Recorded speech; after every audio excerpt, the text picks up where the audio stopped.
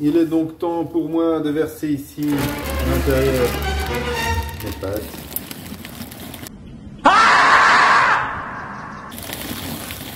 Je vais pas en mettre de trop, faut pas que ça déborde. Je fais ça.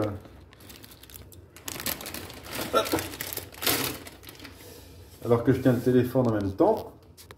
Ce qui n'est pas recommandé, hein. Là, je peux le faire vu que je suis prof de sciences et que voilà, je dois prendre des risques.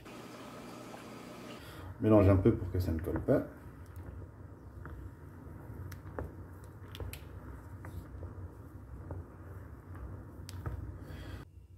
Alors vous le savez, hein, les pâtes crues comme ça, avant de rentrer dans l'eau, elles sont toutes croustillantes.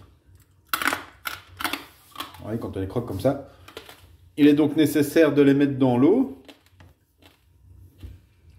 pour gélifier la substance qui se retrouve à l'intérieur des pâtes, qui est en fait l'amidon. L'amidon, c'est quand même une molécule assez extraordinaire parce que quand elle est froide, comme ceci, donc quand elle est conservée comme ça, eh bien, elle peut conserver extrêmement longtemps. Et alors, lorsque vous la chauffez, elle va libérer une substance qui peut se dissoudre dans l'eau aux alentours de 60 degrés. En fait, l'amidon en plus a des propriétés tensioactives. Et c'est pour cette raison-là qu'on a vu ce que c'était les tensioactifs, hein, avec le détergent, avec la moutarde et tout ça. Eh bien, l'amidon peut aussi avoir des propriétés tensioactives et favoriser la formation de bulles. Donc de faire en sorte que vous ayez de l'eau qui arrive à former une petite surface sphérique. C'est grâce à la présence d'amidon. Vous avez vu qu'avant de mettre les pâtes, on n'avait pas cette présence de bulles lorsque l'eau était en ébullition. Et en fait, donc, pour en revenir aux propriétés de l'amidon, c'est que lorsqu'il se dissout dans l'eau, il va augmenter la viscosité de l'eau. C'est donc pour ça, donc une eau plus visqueuse qui va être plus épaisse. Les pâtes ont comme cette particularité-là qu'elles arrivent, et c'est grâce à la présence d'eux, que les pâtes ne vont pas se désagréger après 5-6 minutes de cuisson et vont garder cette consistance assez agréable.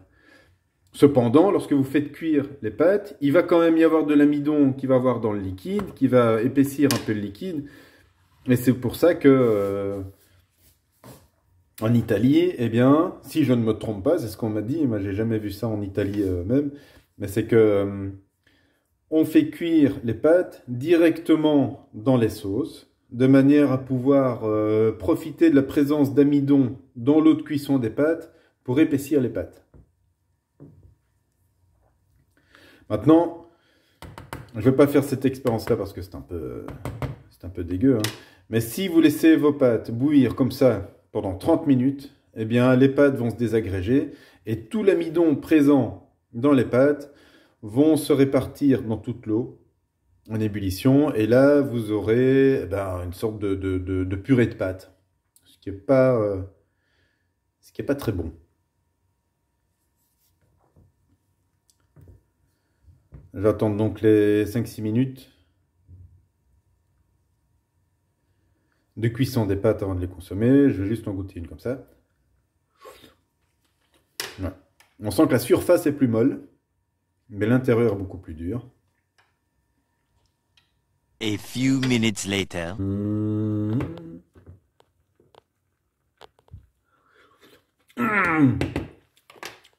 Parfait. L'agitation moléculaire a fait son travail sur les pâtes. Elle a rendu l'amidon à l'intérieur des pâtes beaucoup moins dur. Elle a commencé un peu à gélifier ces pâtes. Il est donc pour moi temps de les égoutter.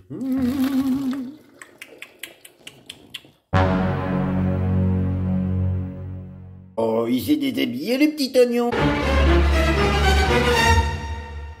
En fait, c'est pas que ça brûle, ça j'arrose.